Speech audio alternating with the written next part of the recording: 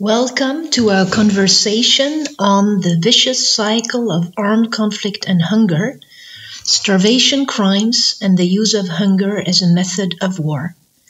My name is Daphne Lucas.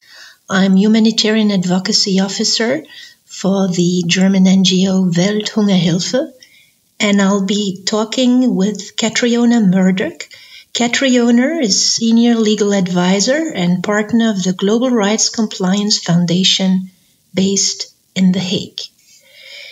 Before we turn to our discussion, let me just pinpoint a couple of examples to our listeners regarding this issue. First, I want to turn to the situation in Yemen. According to the so-called IPC data, which is the Integrated Food Security Phase by classification, but also according to other systems like the Famine Early Warning Systems networks and internationally recognized humanitarian information systems, Yemen is the largest and most protracted food insecure crisis in the contemporary time, with an IPC level of 5, which equals famine. This was declared in certain governorates in December 2018, and over 1.2 million people were found to be severely food insecure in the July 2019 IPC analysis. Armed conflict remains the main driver of the worsening humanitarian and food insecurity crisis in Yemen. Compared with pre-war prices, food prices have increased by over 150%. Another situation which is very known to most of our listeners is that of Syria. In 2018, 13.1 million people, that is 54% of the population, were in need of food assistance, of whom half were acutely food insecure. That is, a formerly food secure country like Syria faced a situation in which a quarter of its population was in urgent need of humanitarian assistance. The Assad regime has used a kneel or starve strategy relentlessly since the beginning of the war. These paroles were sprayed as graffitis on the walls, and this strategy was made and introduced to reduce opposition-held enclaves to submission. The kneel or starve strategy involved sealing off besieged areas, denying access to food and other essentials including water, healthcare, electricity and gas, employment and money, along with targeted attacks on bakeries, health facilities, markets, livelihoods and agriculture, and restricting or blocking humanitarian relief and attacking relief workers. Opposition forces, notably Daesh, also besiege areas, including using starvation as a method of war, as the only armed party who has recourse to aerial bombardment. The regime had, however, greater means and demonstrated a consistent will to enforce siege. We'll turn in more detail to these cases together with our expert, Catriona Murdoch. Catriona is a senior legal advisor and partner of Global Rights Compliance Foundation. She joined GRC, or Global Rights Compliance, in 2016 and leads GRC's Starvation portfolio and assists different projects, notably in Syria, Yemen, and South Sudan.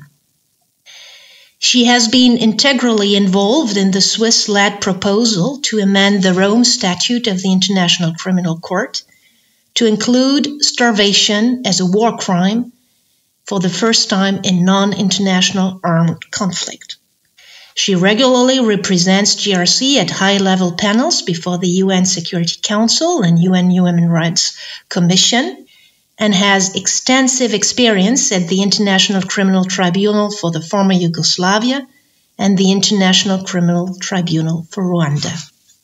Catriona, it's a pleasure to have you with us today.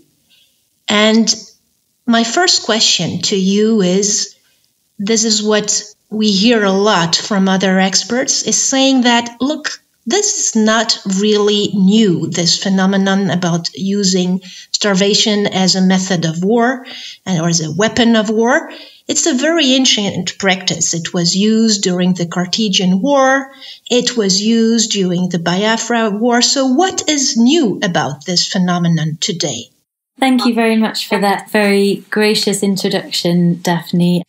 It's very, very much a pleasure to speak with you about this very important issue.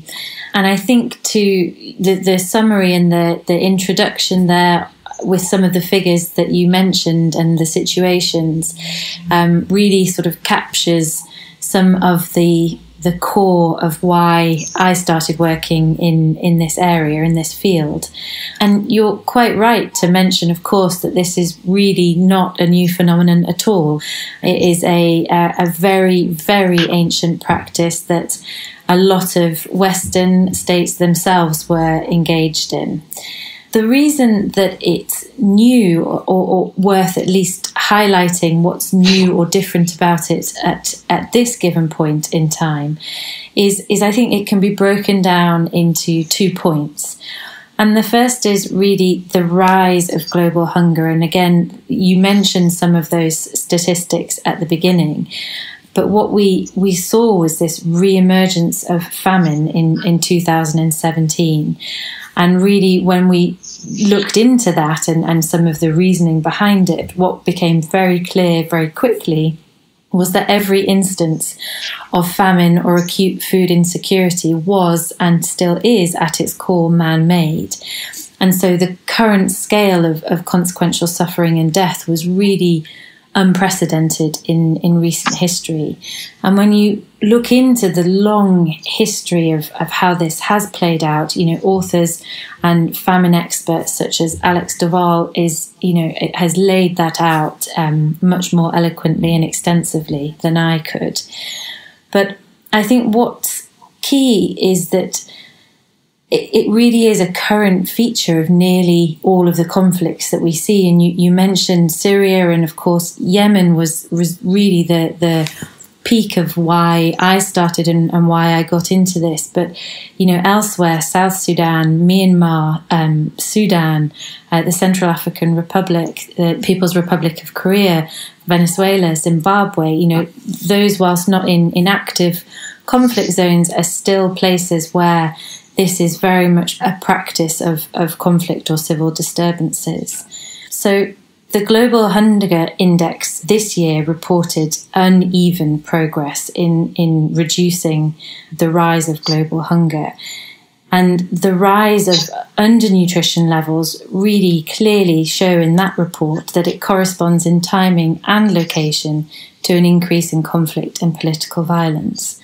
So I think when you place that together with the way that the crime manifests itself, it in many ways it's relatively unique in the sense that it can manifest itself in a way of a range of psychologically and physically painful and degrading acts and consequences, which are more often than not very much separate in time from the acts of the perpetrator. So they build very, very cumulatively and often very, very slowly, so they tend to go unnoticed.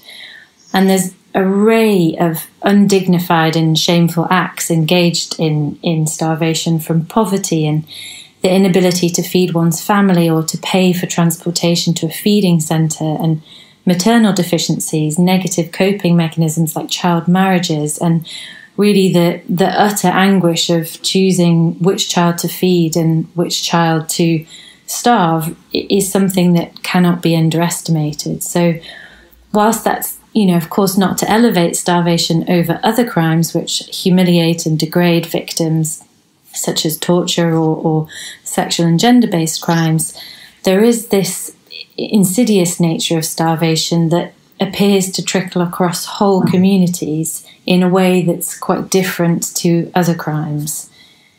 And I think the second reason why it's new, or there's a new dimension to this, is this increased call for accountability. And I think we might go into that a little bit later, but really, it is something that has been almost entirely neglected in international criminal law. And as a lawyer working in that field, that also piqued my interest as to why that might be the case. From our research, since the Rome Statute entered into force in 2002, there has been no prosecution for the crime of starvation.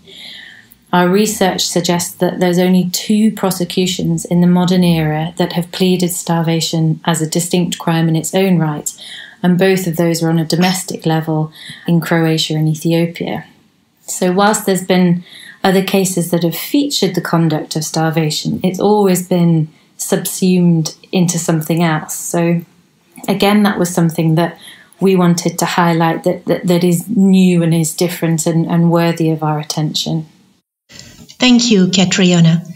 Before we move further into the issues of accountability and the role of international criminal law, can you please give us some more concrete examples on the way starvation is being used in current conflicts as a method of weapon of war, and turn to the case studies of our joint study, so the joint study of Welthungerhilfe and GRC, which will be published very soon, and the cases of Mali and South Sudan. Absolutely. And I think, this point in time, I think South Sudan and particularly Mali were such good case examples for the Welthungerhilfe study, and to demonstrate the range of tactics, how this can play out and the way that it manifests in different countries.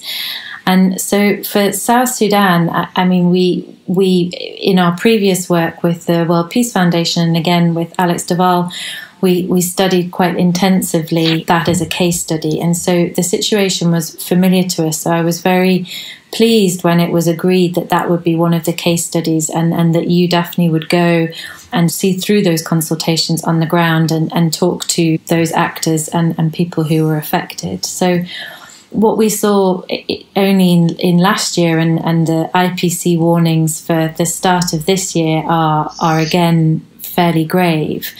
Food security deteriorated last year and it remained poor through most of the year. And so there was 36,000 people classified in famine-like conditions last year. And the range of different tactics really played out in a number of different ways. And one of the ones that I wanted to highlight was really that became acutely clear to us through this Compass report was the routine manipulation and impediment to humanitarian operations, and the way that those operations were used to selectively attract relief supplies to feed soldiers and allied civilian populations whilst denying civilians and others under the control of the other side. South Sudan remains one of the most dangerous places to be a humanitarian aid worker, and aid is routinely blocked, stolen, manipulated, and aid workers routinely attacked and killed. So the deliberate use of starvation, particularly between that period that you mentioned, was really used, and the Human Rights Commission of Inquiry on South Sudan found that starvation was used as a tactic to break down the other side, and that the right to adequate food and water was repeatedly violated. So there was a number of overlapping purposes in that, but I think one of the 2 points to raise on this humanitarian access point and the speed with which things deteriorated between 2013 and 2018. And this really became very clear to me, both through the studies that we did when we were in Juba and the peripheral research going into those consultations. But it was also speaking to reporters and experts who'd covered this period actively during that time. And one in particular that I wanted to highlight, because it really was a very compelling piece of reporting, was a award-winning journalist called Jane Ferguson. And we engaged with her at the start, particularly because of her coverage in Yemen, covering the starvation that was happening there. But prior to Yemen, she'd been in and out of South Sudan for a long time. And she compared how to cover both of those conflicts where starvation was so present. And one of the things that she said about South Sudan was that the speed in which it happened and the volatility and the number of deaths, by the time that reporters were able to actually get access into the country, the way that she described it was that there was, and she's a media, she's a film reporter, so there was nothing left to film. There was no, it wasn't like Yemen in the sense that there was, images or footage to be covered of emaciated civilians or emaciated children. There was nobody left. Everybody who had been chased into the swamps or chased into the desert, they'd already perished.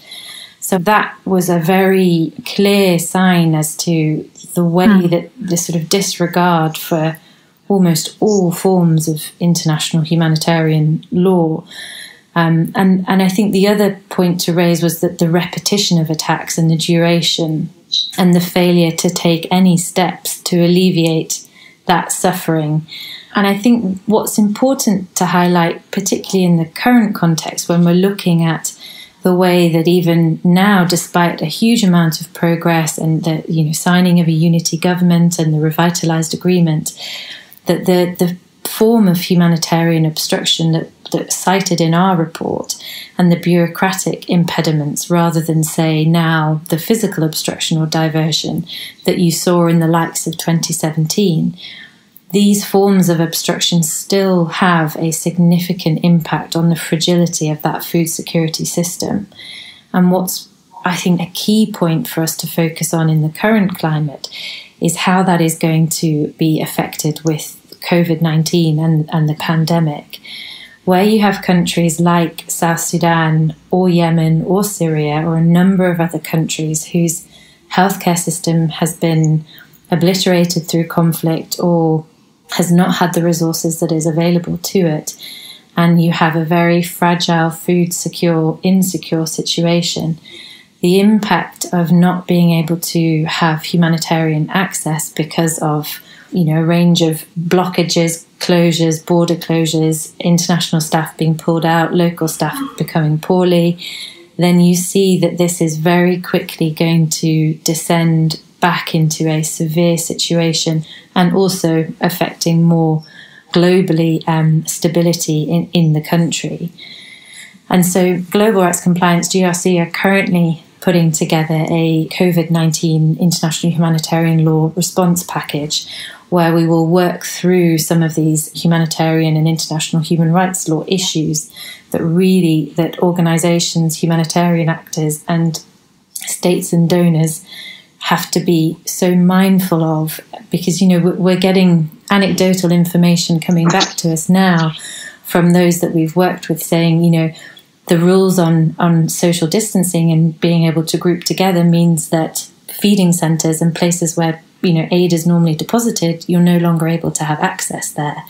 That's if you're lucky enough to be in the country. For those who are no longer able to gain access to the country, it's a very, very risky situation. So I think South Sudan is going to face some real risks there.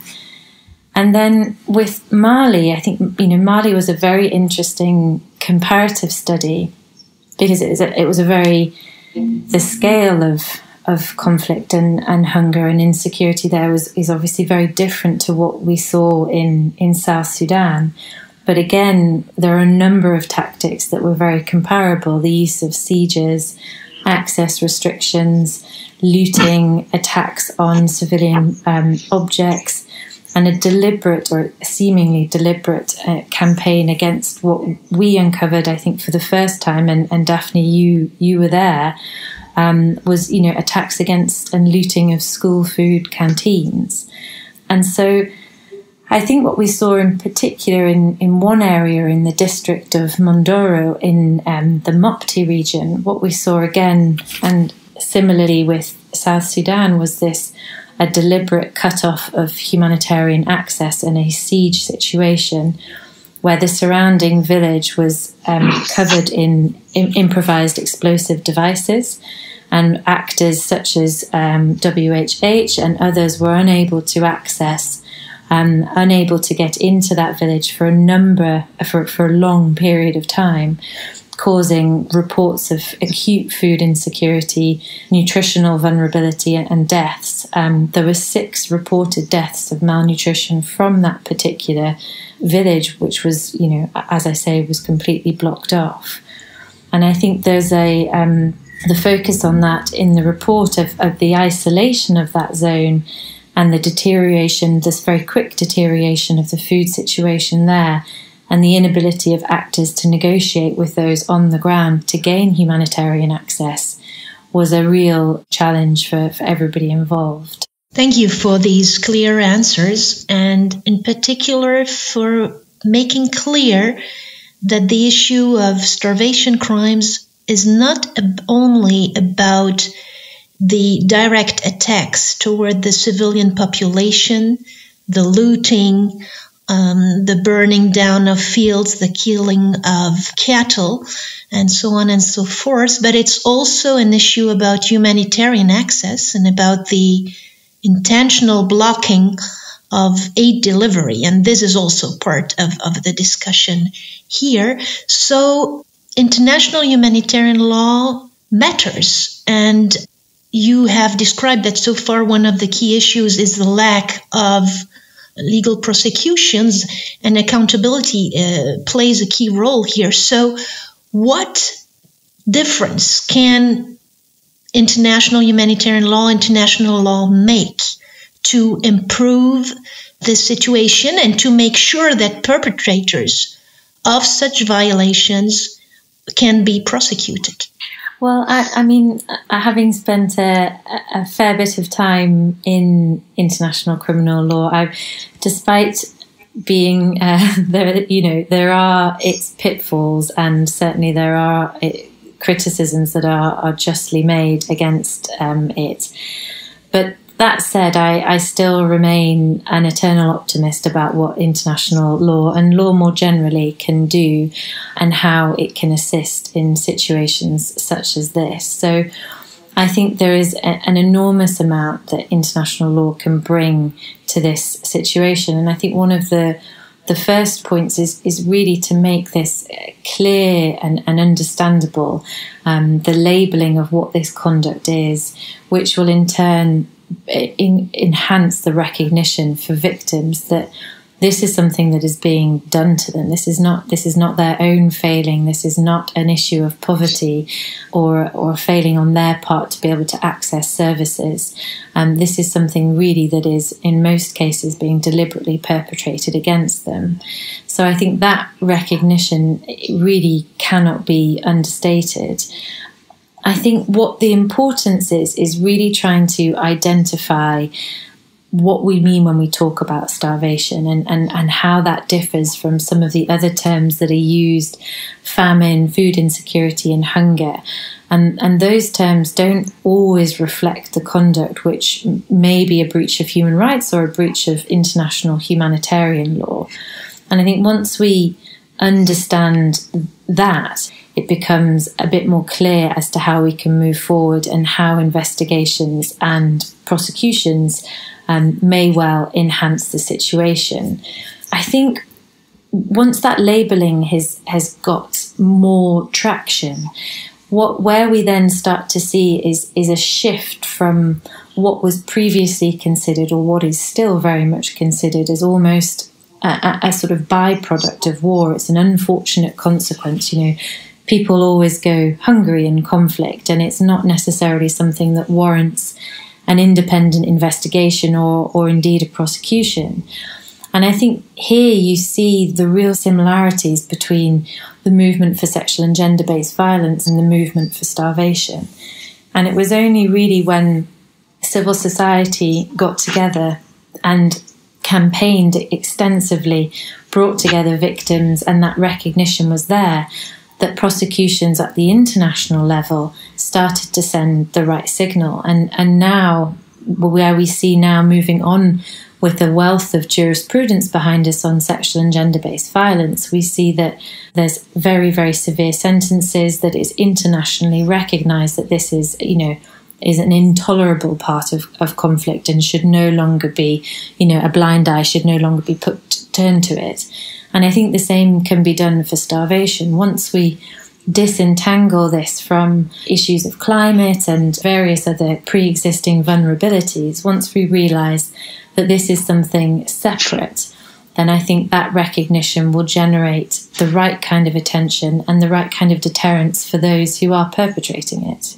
Absolutely. And we do find ourselves in a particular point in time. Today, there is a certain momentum, a political momentum to push accountability for starvation crimes due to the already mentioned amendment to the Rome Statute of the International Criminal Court.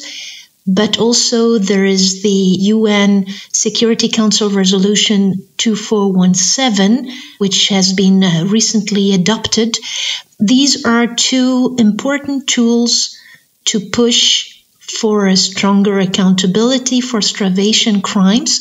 And maybe can you, Catriona, explain more about the real impact of these tools, also for non-lawyers? Absolutely. Well, I think dealing with the sort of momentum and how the resolution came to be and how that really in many ways paved the way for the amendment. The resolution came off the back of some very dedicated work, particularly again led by the Swiss, but also supported by Sweden and the Netherlands. And they were looking into this vicious cycle of conflict and hunger. And in 2018, the Netherlands, who were the penholder at the time, were able to pass unanimously in the Security Council this resolution. And it really is a landmark resolution, and one, having seen how it's been implemented over the last 2 years and the changes in the Security Council, I think it stands as remarkable that they were able to achieve that international consensus at a time where there really feels that there is a lot of international fragmentation and polarization of certain key states. So that the consensus itself was really remarkable. And essentially what that resolution did was to shift the debate really exactly where it needed to go. So namely away from discussions on climate change and relief operations and poverty, and fully and squarely into the arena of peace and security, which is where the Security Council clearly has a mandate to act and has already done so preventatively in relation to this resolution in South Sudan and also in Yemen. So what it did was it identified starvation as a deliberate act. It identified it as a conflict-affected issue and one that really needs to be highlighted. And significantly, it called for investigations and attention to be drawn to this issue.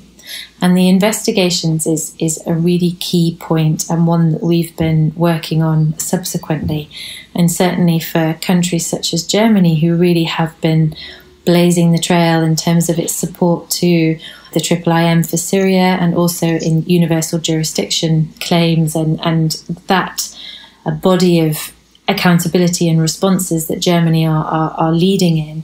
It's really an interesting intersection there because there's been this lack of recognition, lack of prosecutions, the call for investigations has really enabled certain accountability bodies, primarily commissions of inquiry and fact-finding missions, to start to realise that starvation is something that they really need to include in their work and in their mandate. And in the next week, as I understand it, the Commission of Inquiry for South Sudan is going to release a dedicated starvation report, which will focus on starvation crimes that have occurred and a call for prosecutions and accountability. And likewise, we've seen the same with Yemen. Syria still needs, I think, some more attention in terms of investigations on this issue, but also very positively we see with the fact-finding mission and the independent impartial mechanism for Myanmar is now also very clearly looking at starvation and how that's been used against the Rohingya. So the ability of the Security Council resolution to really propel those actions has really been brilliant. And as I said, I think that really did lead the way for this support for the Rome Statute amendment, which was proposed in 2018 by the Swiss, but at that point was delayed until 2019 to enable further negotiations. And despite there being this very clear momentum, and despite it being a very clear part of customary international law and the international humanitarian law framework, there was the need for some very lengthy and protracted negotiations. Primarily, it was the substance of the amendment that was proposed by Switzerland was unobjectionable, and most states to the ICC had no issue with that. But there was a lot of issues about the amendment process more generally, and also about the International Criminal Court as an institution. So that took a long and dedicated commitment by the Swiss, who really deployed all of their expertise in being able to get, again, achieve that consensus. And so in December of last year, the Rome Statute, the Assembly of State Parties in December voted on that amendment. And essentially it mirrors the crime as it stands in an international armed conflict. And what it does is it makes that available in a non-international armed conflict, which was already in international humanitarian law, as I said, already in customary international law, and already in quite a few countries, including Germany, already within their domestic legislative penal codes and provisions. So it wasn't a controversial or new suggestion, but what it meant is that for nearly every conflict that we're seeing and have seen, all of those conflicts that had starvation as a feature were non-international armed conflicts. And what that meant prior to December was that there was no availability for a crime of starvation in its own right for that to be prosecuted. Whereas now, once the state parties ratify that amendment, that is very much a crime that prosecutors have within their arsenal. Thanks for these explanations. Now, what about Germany? Germany has not ratified yet the amendment to the Rome Statute of the ICC to include starvation crimes in non-international armed conflicts. Germany is currently still in its second year as a non-permanent member of the UN Security Council. Catriona, what would be your recommendations toward the German government in order to push for the stronger accountability on starvation crimes? Well, Germany is certainly not lacking behind. So at the moment, the UN Office of Legal Affairs has yet to create a new entry for the amendment. So there's a logistical and bureaucratic, if you want to put it that way, step that needs to happen before states are able to formally ratify that. So this point in time, and hopefully that will be amended soon, that will become an availability, and we would encourage and certainly invite Germany to again lead the way and ratify that amendment. As I already said, Germany really does already boast a progressive legislative framework and a military manual. Since 1992, starvation was noted as a grave breach in Germany's military manual. And from 2002, it was already recognised as a crime in both an international armed conflict and a non-international armed conflict. So Germany really should be in a position, I would hope, that they could ratify this without much issue. So I think what Germany can do, there are a number of things, and the Compass report that we've drafted, Daphne, has 5 key recommendations for the German government. And I think it would be helpful just to highlight maybe 3 of those today. So linked to that, and a core part of that ratification of the new amendment, is this strengthening international law and the protection of civilians. And again, I think now more than ever, with the global response to COVID-19, we really need to ensure that international law and the protection of civilians are prioritised and strengthened. Now, of course, we see a natural inclination for states to prioritise and support financially domestic matters. but really ensuring that once we come through some of the other side of this pandemic, that those in fragile and food insecure countries really are going to be the most vulnerable, and that it's very important that their welfare and the stability of those countries are not forgotten. So I think one thing that we recommend within that broad strengthening of international law and the protection of civilians is something that I think Germany does very well. And with Germany having a very strong reputation in being able to gather consensus amongst the international community, what we recommend is investing and advocating for a global food conference on conflict and armed hunger. And what we see that global conference being able to do is to highlight the use of starvation as a method of war and to demonstrate some leadership on this vital issue.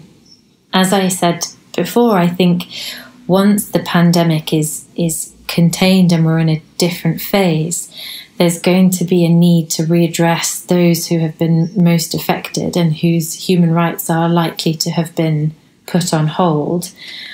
So the momentum that we just talked about with the SDGs, the Sustainable Development Goals, the 2417 Security Council resolution, and also the Rome Statute Amendment, all of these offer a timely opportunity for Germany to gather state representatives, civil society representatives in a discussion about conflict and hunger, and hopefully to adopt some minimum requirements and principles and to implement them. So I would urge Germany to lead in its multilateral cooperation and to really strengthen this rules-based order that they are, championing. The second recommendation is linked really, and it's linked to the discussions we've just had on Security Council Resolution 2417. And that is a call for, within that resolution, for states to conduct in an independent manner impartial and effective investigations on starvation. So I think we can break that down into two further recommendations for Germany, and that being international accountability and also domestic accountability. And so if Germany were to advocate for starvation to feature more strongly in fact-finding missions such as the Security Council panel of experts on Mali or on South Sudan and Yemen, and to continue to invest in and support in the critical work of the impartial independent mechanism for Syria, that would really enable starvation to be confronted and accounted for. And I think if Germany were to advocate for those accountability mechanisms in that way, then to feature it in peace agreements and post-conflict transitions would also really benefit those who are dealing with this grueling situation. And then on a domestic accountability front, again, as I've said, Germany is certainly globally leading the way with some of its universal jurisdiction work and claims. And so the domestic prosecution of international crimes would be, again, something that we would really urge Germany's international federal police and the specialised unit there to consider how starvation might be something that they could investigate either structurally, as they have done with Syria, or on a more individual basis. And again, that would really strengthen accountability. And then a third and final recommendation of the ones that I would like to highlight today is to support regional structures and mechanisms of countries affected by conflict and hunger. And I think, Daphne, you certainly saw those calls made firsthand to you in Mali and in South Sudan, and support for this, South Sudan's new unity government, and really ensuring that those initiatives are locally led and regionally supported, ensure that there's a sustainable and effective response. And I think here, German organisations could be leading the way by training on monitoring and investigating starvation, using tools such as the Basic Investigative Standards app, ensuring that there are these bespoke training models that could be disseminated across Germany's training centres, universities, judicial bodies, and even its military. So, as we say, we've identified 5 key recommendations in the Compass report, and those 3 that I've highlighted today, I think, are ones that have been acutely felt through those consultations and that we can see certainly in the current climate as having the greatest impact. Thank you, Catriona. You mentioned the importance of training and of dissemination of knowledge. And in this regard, would be grateful if you can give us some additional information on this new digital app, BIS, which you just mentioned. And this is a pretty new digital tool which can be accessible for free worldwide to those who have internet access, of course. Can you give us some additional information, please, on how this app can be accessed and used? Global Rights Compliance launched in May 2019 a mobile app entitled the Basic Investigative Standards app, the BIS app for short. And this, Daphne, as you know, forms part of the recommendations in the Compass report. In short, the BIS app is the first free mobile phone app designed to ensure that human rights defenders, civil society organisations, national investigative and judicial authorities, and UN-backed judicial and reporting bodies, and also humanitarian actors, have immediate access to essential international criminal law and international human rights and humanitarian law best practice, and that those instruments are available to enhance national capacity to prevent, prohibit and monitor, and where appropriate, document serious violations of international law. So it can be downloaded for free on any Android or Apple apps, and it can be used anywhere, even in locations with low mobile connectivity. So it allows the user access to a range of digestible and essential IHL and ICL standards.